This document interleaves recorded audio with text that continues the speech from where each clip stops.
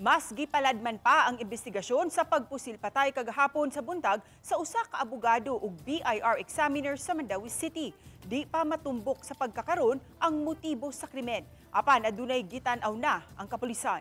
Ano ang report ni Nico Sereno?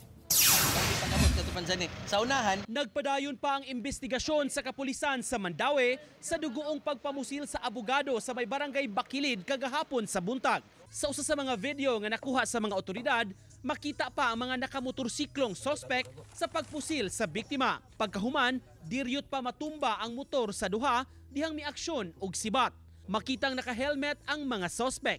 Apan matud sa PNP, may dugang CCTV na silang nakuha og ilang gisubay, gitinguhang ma-identify ang ilang mga dagway. Through the CCTV movement sa atoang sa assailant and makita naman sa mga pictures and videos nga subject para i-enhance para ma-identify. Ang 54 anyos nga biktima usa ka CPA lawyer ug konektado sa BIR isip examiner. May negosyo sab ang ilang pamilya nga lakip sa gitan-aw sa PNP ang tanang posibleng anggulo. Sa iyang business, sa iyang work life and also sa iyang personal. So as to motive, dili pa na nato makuha pa karon kay magdepende pagyud sa unsang pagyud ang mga evidence na. Gawa sa MCPO, miabag sa naumol nga Special Investigation Task Group kun SITG ang lain-laing units gikan sa Regional Police ug National Support Units. Kini aron matutukan gyud ang investigasyon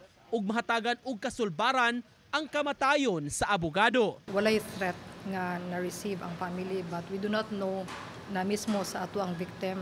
So that's one way na ato sa pud i-check ang iyang mga electronic devices kung like sa iyang cellphone kung napa siya threat. Uban ni Godfrey Relien, Nico Sereno, Balitang Bisdak.